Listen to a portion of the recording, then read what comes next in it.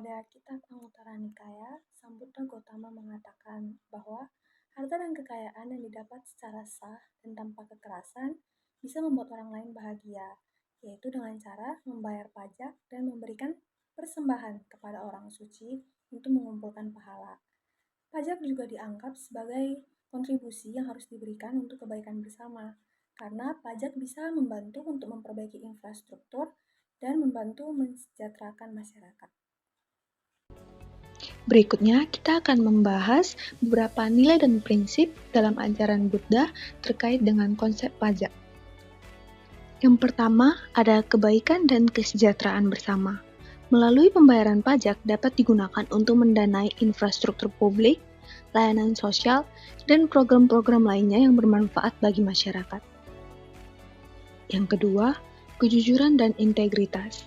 Dengan membayar pajak tepat waktu dan jujur, mencerminkan nilai integritas dan menghindari karma negatif. Yang ketiga, kesadaran dan kebaikan. Membayar pajak dengan benar dapat dilihat sebagai tindakan yang mendukung pada penciptaan lingkungan yang lebih adil dan sejahtera bagi semua. Yang keempat, keseimbangan dan jalan tengah.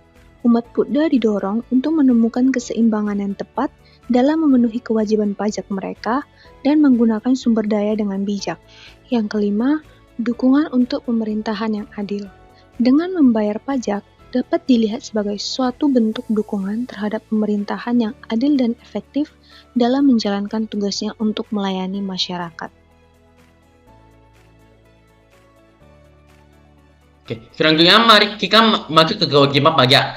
Kewajiban membayar pajak dalam agama Buddha termasuk dalam bagian feka, yaitu berbakti kepada nusa, bangsa, dan agama. Berbakti kepada nusa dan bangsa dalam hal ini adalah sudah melindungi, membela, mempertahankan, serta memperjuangkan kemakmuran demi nusa dan bangsa.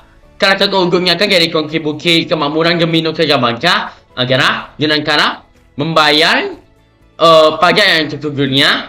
Nah, di dalam kitab suci Anguttara Nikaya yang ketiga, pada ayat ke-45, Sang Buddha mengatakan dengan harta kekayaan yang telah dikumpulkan dalam bersemangat terkait dengan cara yang sah dan tanpa kekerasan, seseorang dapat membuat dirinya berbahagia, orang tuanya, istri, dan anak-anaknya, pelayan, bawahannya, dan orang-orang lain juga dapat berbahagia dengan cara mempertahankan kekayaan, memberikan hadiah kepada sang raja, kamu, arwah para leluhur, dan para dewa. Membayar pajak untuk serta memberikan persembahan kepada orang suci untuk mengumpulkan pahala.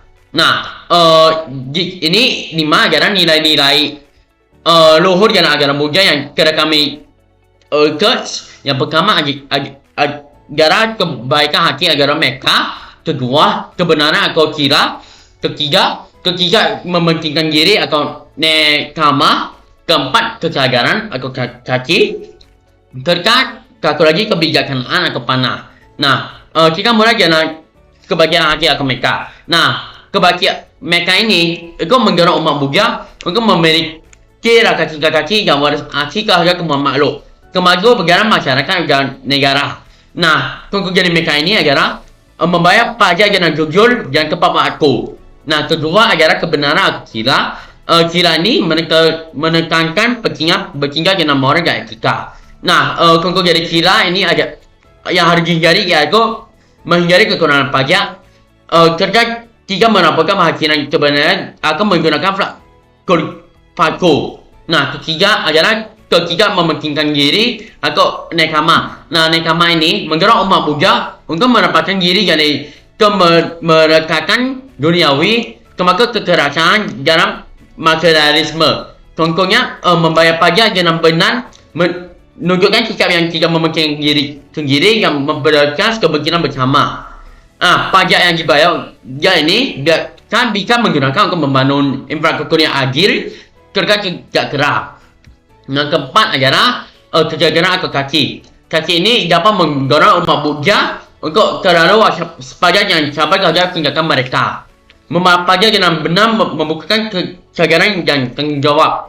Umat Buddha harus memahami bahwa pajak yang mereka bayarkan digunakan untuk kepentingan bersama dan bukan untuk keuntungan pribadi. Yang terakhir adalah kebijaksanaan atau panah. Nah, panah ini menggerak umat buja untuk berpikir kritis dan logis. Memahami pelbagai kewajiban pajak merupakan wujud dari kebijaksanaan. Umat buja harus mampu menganalisis informasi yang membuat keputusan yang tepat terkait dengan pajak. Sekarang jika maku ke karena kongko kaku saya ada di Indonesia karena kakunya adalah kaku gerak ke Cafe Bumi Raya yang gimana gerak ke Cafe Bumi Raya Kyoeki Yono di Bandara Keguburan yang hingga ke 11,4 miliar karena tinggalkan pinjaman perpajakan yang kebukti kebuat faktor variabel fiktif untuk menggerakkan pajak pertambahan nilai atau PPN dan pajak penghasilan PPH ke nilai ke 11,74 miliar. Kronologinya pada Januari sampai Desember 2007 Kyoeki Yono menyampaikan SBP maka PPN dan SBP maka PPH yang ia tidak sesuai dengan kenyataan. 2011 Direktorat Jenderal Pajak atau GJP melakukan pemeriksaan terhadap CP Bumi Raya. 2012 Kyoeki Yono ditetapkan sebagai tersangka. 2013 Kyoeki Yono diakhiri di pengadilan negeri Semarang yang terakhir dihukum keguburan penjara serta denda kebaikan ke 11,4 miliar. Yang pertama, negara kehilangan potensi penerimaan pajak senilai 11,74 miliar rupiah. Kedua, kasus ini mencoreng citra dunia usaha di Indonesia. Ketiga, kasus ini menjadi pengingat bagi para wajib pajak untuk patuh terhadap ketentuan perpajakan.